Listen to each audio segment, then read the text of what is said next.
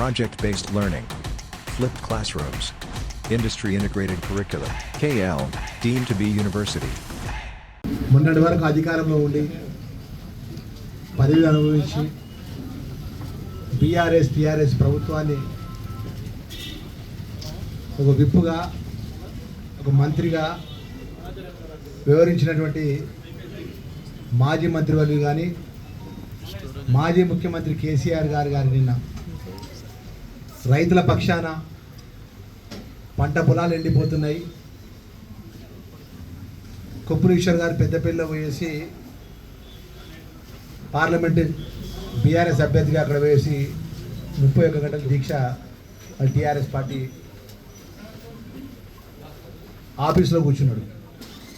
ఒక్కటే మాట గుండె మీద చేసుకొని కొప్పులీశ్వర్ మంత్రిగా వ్యవహరించిన రోజులు 10 సంవత్సరాల లోపల మన జగిత్యాల జిల్లాకు కానీ ప్రజలు ఓట్లేసి గుండెల్లో పెట్టుకొని 10 సంవత్సరాలు 15 సంవత్సరాలు అంటే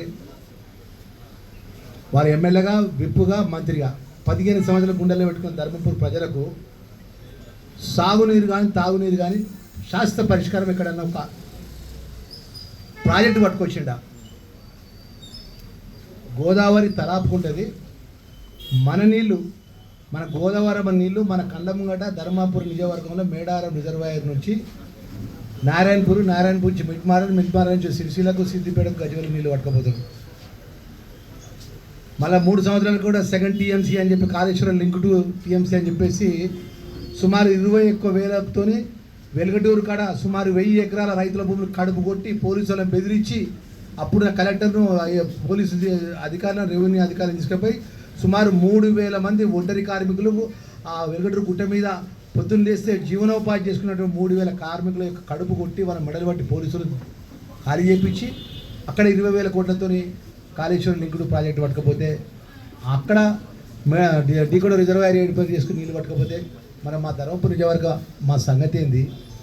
మాకు 6 మండలాలు ఉన్నాయి, 29 గ్రామాలు ఉన్నాయి, మన 139 గ్రామాలు ఉన్నాయి, 129 గ్రామాలకు సంబంధించినటువంటి మా సాగునీరు తాగునీరు పరిష్కారం అయిందని ఒక్క రోజన వారి ముఖ్యమంత్రి దగ్గరికి పోయింది ఆ వినతి పత్రం పట్టుకొని.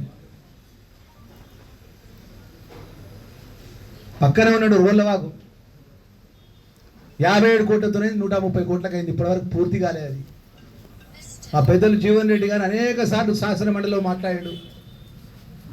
ముఖ్యమంత్రికి నేను జిల్లా కాంగ్రెస్ అధ్యక్షునిగా పెద్దలు ఎమ్మెల్సీ వారి లెటర్ కూడా ముఖ్యమంత్రి గారికి కూడా మేము పత్రం ఇచ్చాం. ఏ రోజు ప్రజల రైతుల పక్షాన నీళ్ళ గురించి శాశ్వత పరిష్కారం వెతకలేదు.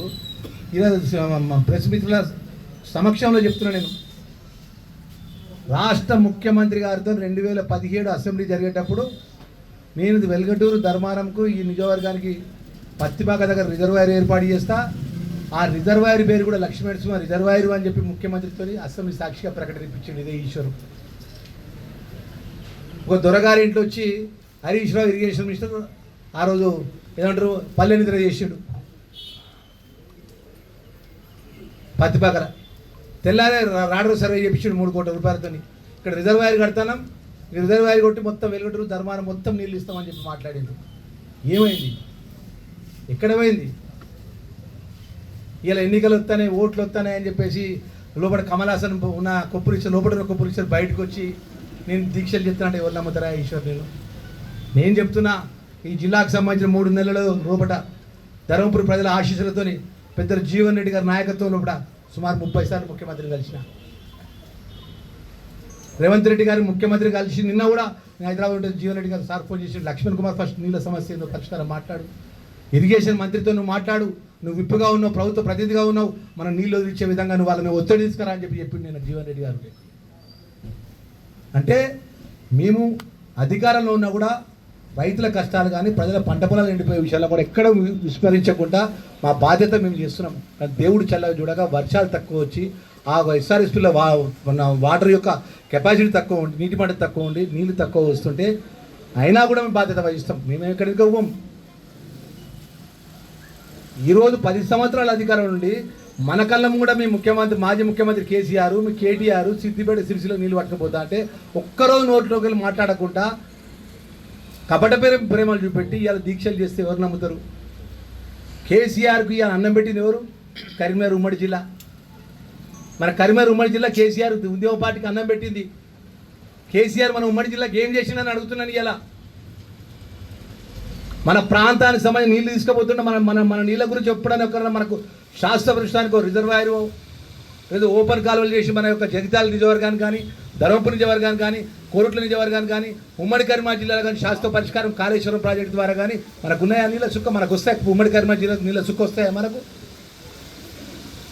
ఇవన్నీ మాట్లాడకుండా 10 సంవత్సరాల క్రితం రైతు ఎవరు చనిపోతే రైతు ఇంటికి పోయి పరామర్శించకుండా పంట పొలాలు ఎండిపోయి రైతుల యొక్క బట్ల కాడ పోయి 5 కిలోలు 6 కిలోలు కటింగ్ చేస్తుంటే మిల్లర్లు దోసుకుంటా అంటే కూడా పెద్దలు జీవన్ రెడ్డి గారు ముఖ్యమంత్రి కూడా లెటర్ రాస్తే కూడా దాని రిప్లై లేదు.